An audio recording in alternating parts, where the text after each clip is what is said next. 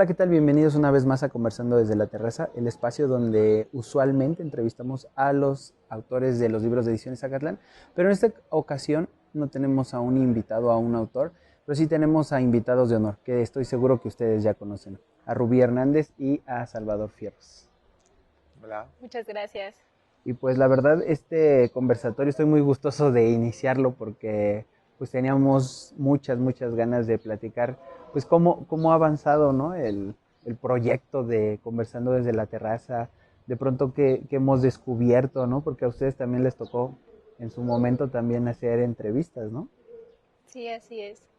Realmente creo que ha sido una evolución a partir de, no tanto prueba y error, pero a partir de la experiencia que hemos ido agarrando de los diferentes autores, porque no es como que todos los autores hablen de un mismo tema, sino que es muy variado, muy diferente, muy amplia la gama. Entonces, además de la personalidad pues, de los autores también es muy amplia y eso nos ha ido pues ayudando, se podría decir, a mejorar esta experiencia pues para los usuarios. ¿Sabes? A mí que me encantó De, de todas las temporadas, como justo lo que dices, que no todos los autores hablan de lo mismo, sino cada quien habla como de su libro, de su obra y todo, y es súper padre ver cómo hablan con tanto cariño, con tanto amor, con tanta pasión de lo que estuvieron haciendo mm, a lo largo del proceso, porque pues nosotros al fin de cuentas vemos los libros terminados, sí, sabemos que está ahí, pero el que estén aquí y te cuenten cómo nació la idea, la inquietud, y eso los fue llevando como a investigar un poquito más y a rascarle y todo lo que tuvieron que pasar para lograrlo. Eso es lo que yo siento que más me causa como interés y me ayuda mucho a decir, ah, mira, o sea, el profe es como yo, ¿no? Le nació una curiosidad y se clavó y empezó a... Y esa pasión con la que platican lo que aman, lo que hacen, es lo que a mí más me gustó sí, dejar. porque usualmente todos traemos cosas preparadas, ¿no? O sea, decimos, Sí. ah, vamos a preparar, vamos a preguntarles de esto, cómo nació la idea, alguna que otra pregunta relacionada a su libro, pero al final de cuentas también nosotros luego al ver el título decimos, órale, ¿no? De qué va a hablar este libro y como tú dices, ¿no? Nos terminan contando cosas de, wow, ¿a poco todo esto viene en su libro, ¿no? Exactamente. De hecho, a veces, a pesar de que toquen temas, se podría decir específicos como matemáticas aplicadas, cuando el autor lo empieza a explicar en esta de Conversando desde la Terraza, lo vuelve tan interesante, tan dinámico, tan... Sí. Yo sé que puedo entender ese libro si lo agarro y me pongo a leerlo, lo sé, y eso es lo que me encanta Sí, a también. pesar de que sean temas a veces como que sentimos como un poco especializados, ¿no? Ujú. Porque ya tuvimos entrevistas que nos hablan de las TIC, ¿no? Que nos Ajá. hablan Exactamente. de ejercicios de álgebra, de programación, y de pronto decimos, y, ¿no? Como que, ¿por qué yo voy a agarrar este libro que yo no tengo alguna relación? Pero nos terminan explicando, ah, mira, pues es que la programación es el lenguaje del mañana, el álgebra se usa aquí, ¿no?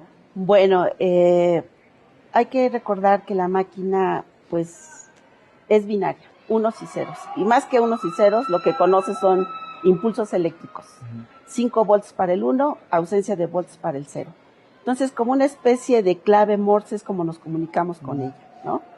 Entonces, pues es un reto, efectivamente, lograr hacer la abstracción del mundo que nos rodea, de la realidad que nos rodea, para transformarla en algoritmos que al final de cuentas sean implementados en algún lenguaje, los cuales pues van a ser traducidos a esos unos y ceros y que va a ser la forma de comunicarnos, precisamente hacer que la máquina haga lo que queremos. Entonces, una computadora, cualquier dispositivo, se ve tan inteligente como el programador haya sido hábil en construir esas instrucciones.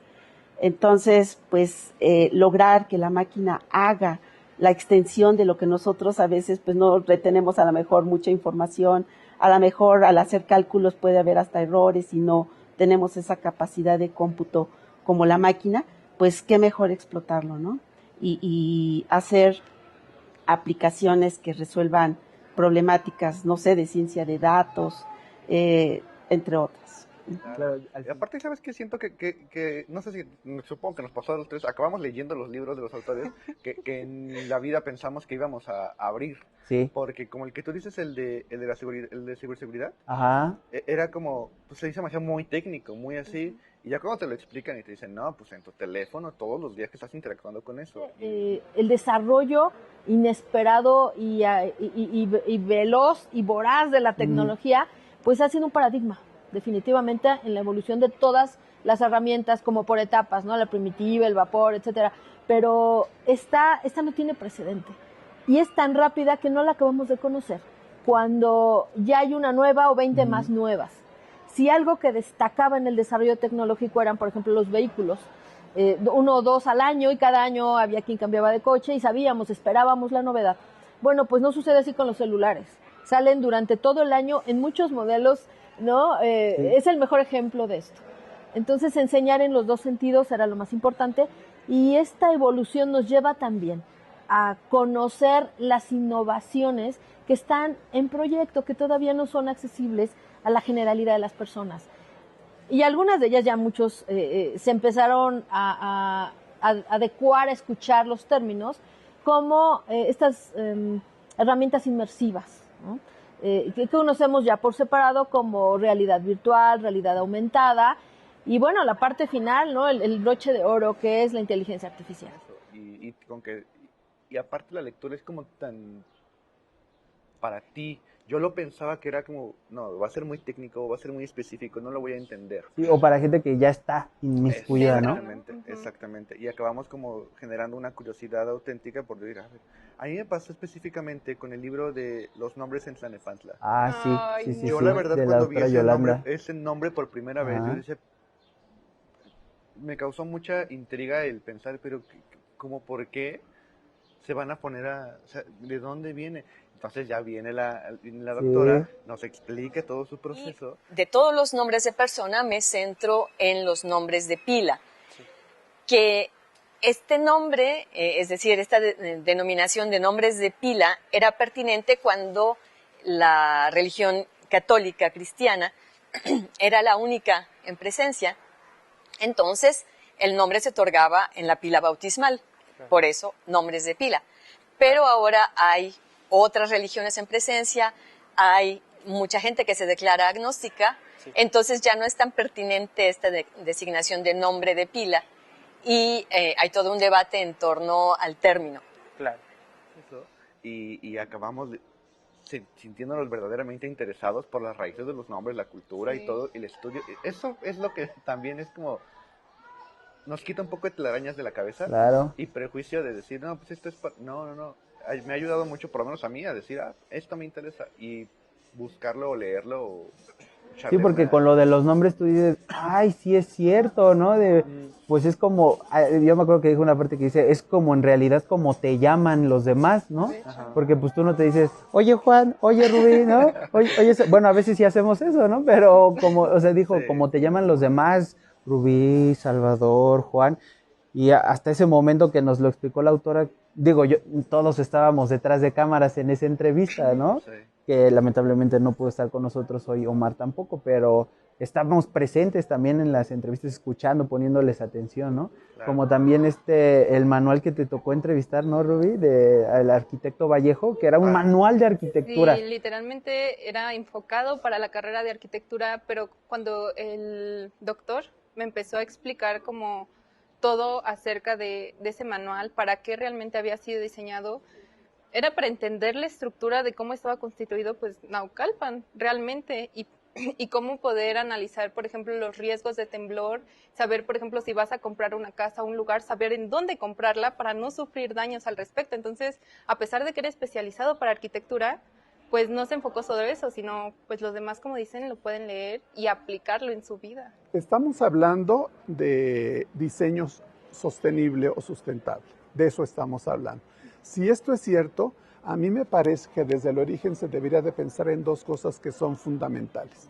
Lo primero, si yo estoy pensando en lo sustentable, tendría yo que tomar en cuenta que son los pilares básicos de la sostenibilidad, que tendrían que ser aplicados en este caso en la arquitectura. ¿Cuáles? Sí, muy parecido también al que te tocó con el doctor Darío, sobre el análisis sismológico, ¿no? Y aparte en Naucalpan, sí. Un poco muy específico, ¿no? Pero creo que también tenía una parte de relación, ¿no? De de cómo vemos y cuál es la importancia, ¿no? Tal Y vez. además el impacto que tiene, porque, o sea, hay cosas que verdaderamente al final del día él nos explicaba que la Ciudad de México es el único, es la única área en el país que tiene verdaderamente la Ciudad de México es el único área que tiene verdaderamente un manual de qué es lo que se tiene que hacer Sí. o cómo se tiene que construir, y las demás ciudades no. Y eso a ti te abre los ojos para decir, bueno, entonces, ¿qué está pasando con los demás, no? Y si estás involucrado políticamente en tu comunidad o si estás involucrado en este tipo de cuestiones, son cosas que te van a causar interés. Hoy en día, solamente la Ciudad de México es la que cuenta con un reglamento de construcción lo suficientemente sólido en materia de investigación, ¿sí? Debido a que después del sismo del 85, pues es a la entidad federativa de la República Mexicana que más énfasis se le ha puesto en los estudios de investigación y no a otros estados. Entonces, en ese sentido, bueno, el caso de Naucalpan, particularmente, bueno, pues donde estamos en la FES Acatlán, pues vimos la conveniencia de desarrollar un estudio de riesgo sísmico pues, en una entidad que pues, prácticamente no ha sido estudiada, ¿no? Sí. Y la Ciudad de México, pues sí, la Ciudad de México pues ha sido motivo de varios estudios, Claro. de tal forma que, como le comentaba, pues cuenta con un reglamento, la verdad, bastante sólido, ¿no? Entonces de ahí nace la inquietud de que, bueno, pues hay que estudiar el entorno de la FES Acatlán, Naucalpan, ¿no? Y si se puede, bueno, pues más adelante el Estado de México, ¿no? Claro. Y bueno, ¿por qué? Porque también, pues, muchas personas tienen la percepción de que pues, en el Estado de México pues, no puede pasar nada, ¿no? Naucalpan no se puede haber sometido a una gran intensidad sísmica, ¿no? Y cuando hacemos el estudio del riesgo sísmico aplicado a Naucalpan, pues sí nos encontramos que sí puede llegar a haber una afectación, claro, con una probabilidad baja de ocurrencia, por así decirlo, ¿no? También no hay que ser alarmistas, ¿no? Pero Entonces sí creo que, como te lo dije ahorita, te quitas telarañas y te abres los ojos a otras partes que tú ni siquiera tenías en cuenta. Más que cultura general, yo lo siento muy personales porque, por ejemplo, de Naucalpan, pues aquí vivo. Sí, claro. Y las cosas que se hacen en la FES, pues yo aquí estoy. Entonces, por supuesto que al final del día no es como conocimiento tan general. Sí está muy específico y creo que por eso me he conectado y he logrado hacer clic con muchos de los autores que hemos tenido aquí. Sí, porque uno dice, como acabas de mencionarlo, ¿no? O sea, estamos aquí, muchos vivimos aquí o cerca de aquí, y empieza a tener mayor relevancia todavía, ¿no? Porque aparte, pues muchos la consideramos como nuestro lugar de trabajo, nuestra alma mater, y dices, de aquí sale este tipo de investigaciones que se convierten en libros, y saber que hay un libro así, porque muchas veces hasta nosotros, hasta el momento en que nos enteramos que vamos a entrevistar al autor de algún libro, decimos, wow, hay un libro que habla sobre esto, ¿no? O sea, casi podríamos llegar un día y a ver, dime un tema. Pues ya hay un libro que algún profesor o algún doctor investigador de la FES Acatlán ya lo hizo, ¿no? Sí. Bueno, y creo que sobre todo hemos tratado de hacer esta variedad entre nosotros, ¿no? De los que entrevistamos. Y en esta segunda temporada tal vez salió un poco más yo, pero la idea es que sigamos aumentando esta diversidad, porque así como tenemos muchos autores, tenemos muchos personajes aquí aún conversando desde la terraza, que nosotros desde nuestro lugar tenemos, creo que nuestra forma de preguntar, o sea, todos tenemos la misma escaleta, pero al mismo tiempo nuestra forma de entrevistar creo que también influye mucho, ¿no? El cómo el autor nos termina contando ciertas cosas que yo estoy seguro que tal vez a mí no me hubieran dicho lo mismo que te dijeron a ti, Salvador, ¿no? O que te dijeron a ti, Rubí, y creo que también eso nos enriquece todavía un poquito más. Y llegando a la última parte de la entrevista que siempre les decimos, ¿no? De, oiga, ¿y qué sintió? ¿No? O sea, creo que en esta parte de qué sintió, nosotros también nos tendremos que preguntar a nosotros qué sentimos, ¿no? En las entrevistas, de qué sentimos y qué aprendimos, porque creo yo que cada uno hemos aprendido, independientemente que es como nuestra tarea, ¿no? Nuestra tarea, nuestra labor, tratar de exprimir todo este conocimiento de los autores, pues también el qué tanto hemos absorbido nosotros, ¿no? Porque yo estoy seguro que saliendo de estas entrevistas, tenemos, ¿no? Algo que contarle, o no sé si les ha pasado a ustedes, ¿no? Que salen de aquí y dicen, ay, es que, o van y le cuentan, no sé, a sus parejas, a sus familias, ¿no? Es que hoy me dijeron esto, ¿no? Ajá. Realmente te abre el mundo, o al menos a mí sí me lo abrió, porque te pones a pensar, como decíamos al principio, primero realmente no sientes la confianza para poder agarrar un libro especializado y decir lo voy a leer.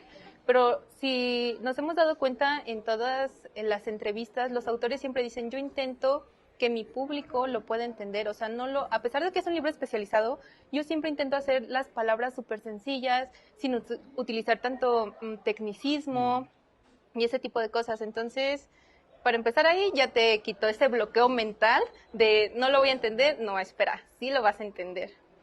Y luego, como tú lo mencionas, como es tan variado, tanto los autores como la gente que nosotros los entrevistadores, esto lo vuelve literalmente una conversación, o sea, estar literalmente conversando. No es como que, a pesar de que se realizan escaletas, se realizan guiones, pues no es como que sea como seguirlo al pie de la letra, sino es interiorizarlo y literalmente conversar a partir de esa referencia que ya tienes mentalmente.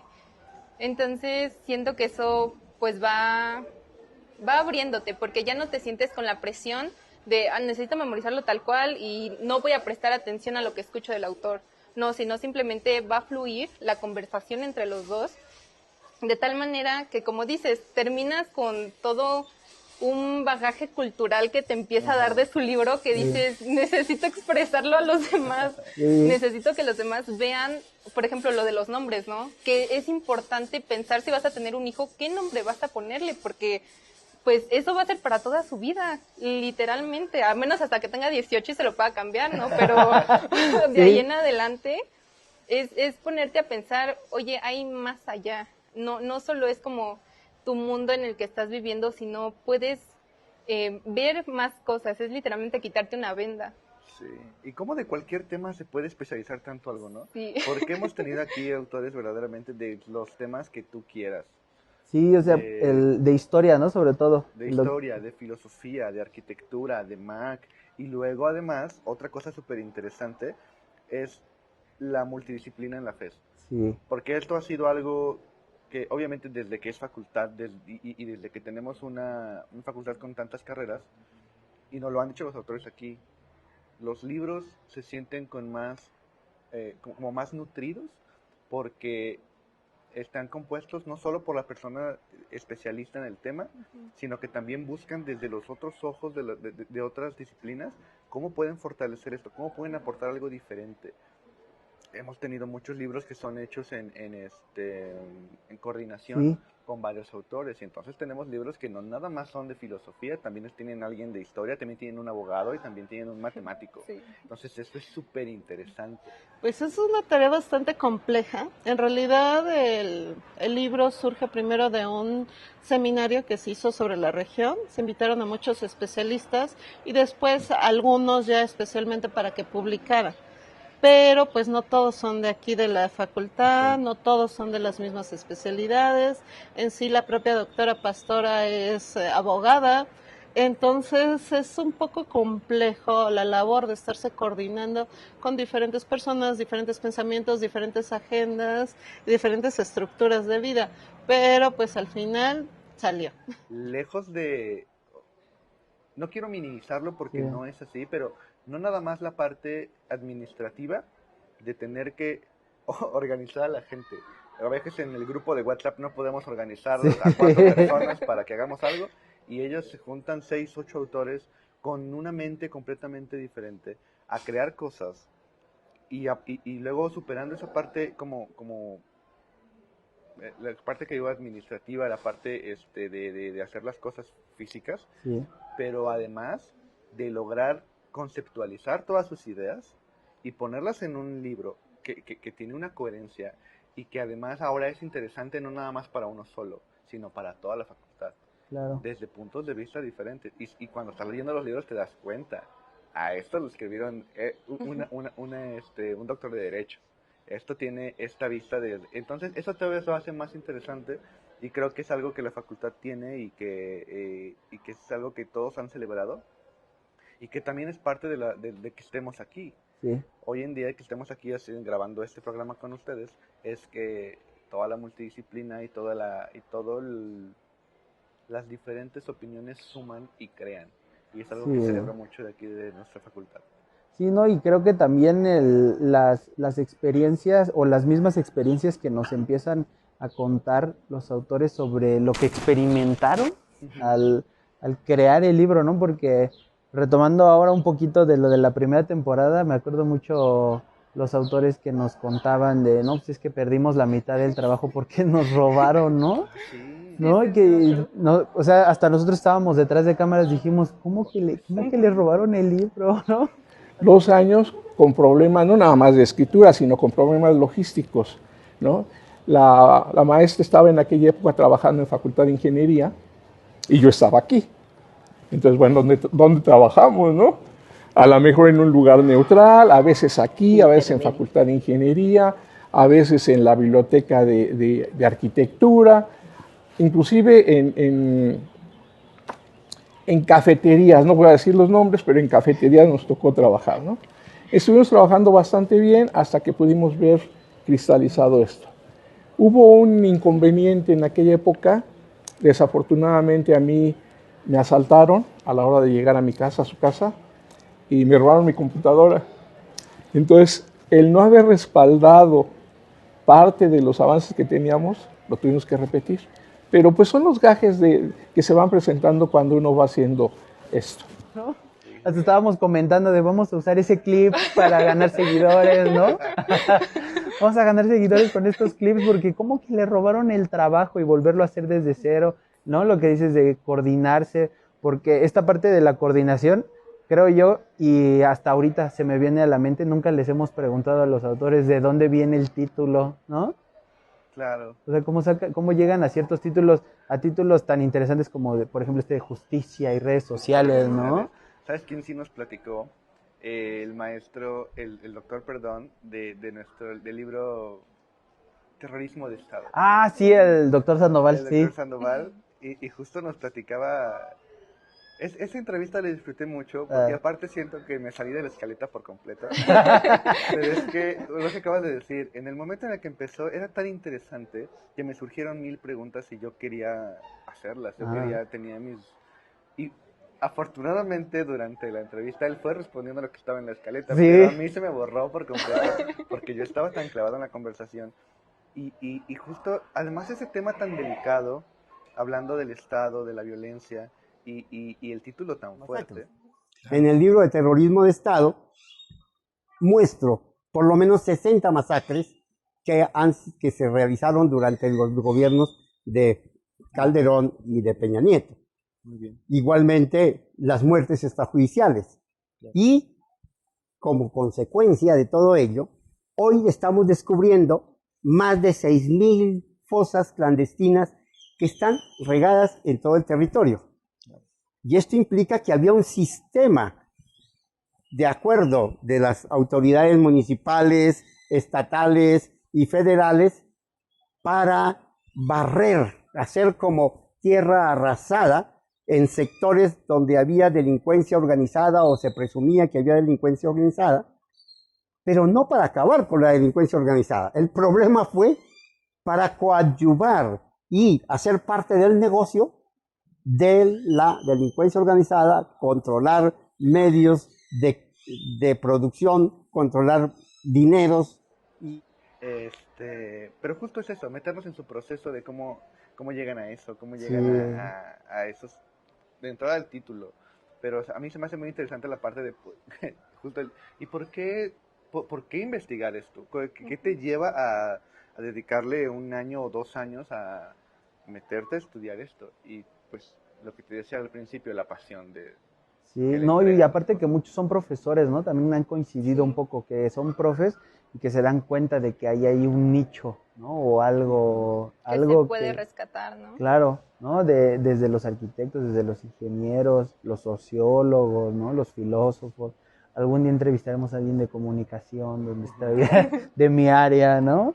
Pero, o sea, en esta parte creo yo que enriquece bastante y que pues se vuelven muy, muy, muy interesantes para todos, ¿no? O sea, yo no he conocido a nadie que haya visto nuestras entrevistas y que me diga, ay, no, la verdad es que no aprendí nada, ¿no? No aprendí nada. O sea, cualquier persona que vea cualquiera de nuestras entrevistas sí ha coincidido en los pasillos, ¿no? En el radio pasillo de, oye, ¿a poco este libro es de esto? ¿No? Sí, aparte voy a decir una cosa hablando ahorita Sí. de lo que nos dice la gente cuando veas entrevistas. Sí. Seguro a ustedes les ha pasado, Ah. pero yo creo que lo que a mí más me dijeron fue, ¿a poco hay librería? Oh, ok. Pero, Me llegó a pasar. pero es que justamente eso a mí me gusta mucho porque es una de las principales problemáticas por las que iniciamos este proyecto. Claro. El proyecto tenía que ver con darle una difusión y que la comunidad universitaria se enterara de que hay una librería que está nutrida con productos de los propios profesores de la facultad. Y entonces verdaderamente sabíamos que había muchas personas que no sabían que había una librería aquí en Acatlán y que había libros de autores aquí en Acatlán. Y entonces, el que llegaran y me dijeran eso a mí me gustaba porque ya lo saben. Sí. Ya saben que hay una librería, ya saben que hay libros de los autores de aquí de Acatlán y que hay muchas cosas nuevas que están a su disposición aquí. Entonces, eso fue algo padre. Sí, Sí, definitivamente no, ajá. la difusión creo que sí se ha logrado y creo que se ha logrado hasta bastante. Creo que gracias a las redes sociales, el hecho de que exista la librería, a pesar de que los libros tal vez no sean como de este año, sino pueden ser libros ya pues de cierta cantidad de Sí. años, a final del día siguen siendo libros útiles, siguen siendo libros de calidad y que se pueda reconocer pues todo ese proceso que tuvo que vivir el autor hasta llegar a sufrir en algún Sí. momento para poder elaborarlo y pues que la gente sepa de que existen y existen aquí, ¿no? Dentro de la FES. Exactamente. Sí, no, porque creo que algo que sí, digo, lo recalcan los autores en sus entrevistas, pero a mí todavía me interesaría recalcarlo aprovechando este espacio, el tiempo, ¿no? Que se tardan. Sí. Cuando nos cuentan, no, pues me tardé lo que duró el seminario, o me tardé 2 años, o mi tesis de doctorado 3 años escribiendo, ¿no? Sí. O sea, luego, Sí. digo, escribir un ensayo es medio complicado para mí, de 5 cuartillas, con la letra Arial 70, ¿no? Para llenar las páginas. Y ellos, ¿no? O sea, el libro y trabajo, y escribir, y escribir. Y pues como dicen ustedes, ¿no? O sea, tenemos la librería, tenemos los libros aquí, tenemos una inmensidad, ¿no? Sí. Inmensidad y los que esperemos que estén por venir, ¿no? Sí, Y también. que pues podamos seguir haciendo esto, ¿no? Para seguir comentando acerca pues de los nuevos autores, de los nuevos libros que se siguen haciendo, ¿no? Y fíjate que además, eso es padre porque ya llegaba un punto en la semana en la que queríamos que ya fuera conversando. Ah, sí, Era como, claro. ¿quién va a estar ahora? Ah. ¿Qué va a haber? Al principio, cuando me tocaba entrevistar a mí más, era como, híjole, ¿a quién voy a entrevistar? Porque no sé nada de matemáticas aplicadas, no sé Sí. nada de historia. Y ahora ya no tengo nada de eso en la mente, ya no está ahí, ya más bien es aquí, ¿quién sigue? Ajá, ¿Quién nos va a claro. platicar a ver qué viene? Porque se ha hecho bastante interesante. Sí, sí. Y pues esta parte de decir cuál es como nuestra función, la quise yo dejar un poquito hasta el final porque pues también, o sea, la gente sabe que usualmente somos los entrevistadores, ¿no? Pero pues para que todos lo sepan, o sea, Salvador es uno de nuestros productores y también ha hecho entrevistas, va a seguir haciendo entrevistas y aparte es nuestro director de cámaras, ¿no? Entonces, el que nos veamos guapos, el que nos veamos bonitos, inclusive ahorita, pues es gracias a todo su trabajo. Y Rubí, ella ha estado con nosotros desde el inicio del proyecto porque llegó a hacer su servicio social. Y entonces, afortunadamente, estamos muy contentos de que ya terminó, ya está a punto de terminar también su carrera y que nos está acompañando hoy, ¿no? Para comentarnos acerca de esto. Y pues no sé si quieran agregar algo más. Es algo invaluable, que es algo muy importante para la universidad, para la sociedad en general. Y creo que, como dice Rubí, es importante que sepan que queremos leerlos. La verdad es que por una u otra circunstancia a veces no lo entendemos, pero esto que hacen los autores de ir de ir abriéndole camino a los que vamos atrás. Es lo que están haciendo, abriéndonos camino, porque van haciendo investigaciones y van creando libros y van creando estos productos de enseñanza que nos ayudan a nosotros a aprender, pero sobre todo a inspirarnos. Porque yo estoy seguro que más de una vez nosotros aquí sentados, al platicar con uno de los doctores que han estado aquí, nos sentimos inspirados. Sí. No nada más a lo que nos están contando. A mí me pasa mucho que cuando platico con ellos y veo su pasión y todo lo que le meten para el tiempo de invertido, las horas y todo lo que hacen para su investigación, me lleva a mí a decir, yo también quiero hacer eso. Yo también quiero en lo mío invertirle ese tiempo, invertirle esto. Y esa inspiración que los profes, que los doctores y que toda la comunidad docente de la facultad está haciendo por nosotros, creo que es muy importante. Me parece que el consejo principal es la persistencia. Creo que no hay de otra. No importa que uno esté en el centro de Madrid y a los lados esté la fiesta. Porque esa es la verdad. Sí. No importa que uno sepa que allá afuera hay una buena comida y hay un buen paseo y a veces está la familia esperando para que uno salga.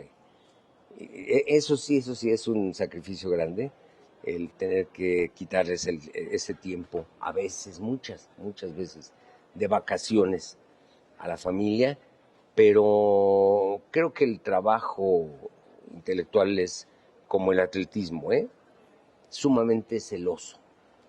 Deja uno de entrenar, decía, por Dios, Rudolf Nureyev, decía, si tú dejas de entrenar un día, si tú dejas de ensayar un día, al día siguiente te vas a dar cuenta tú. Si tú dejas de ensayar 2 días, al día siguiente se van a dar cuenta tú y tu profesor, tu maestro de danza. Si dejas de ensayar 3 días, al día siguiente se van a dar cuenta todos. Okay. Hay que ensayar todos los días. Y aquí, igual que en el atletismo, igual que en el arte, hay que practicarlo todos los días sin dejarse vencer por el cansancio, ni las tentaciones.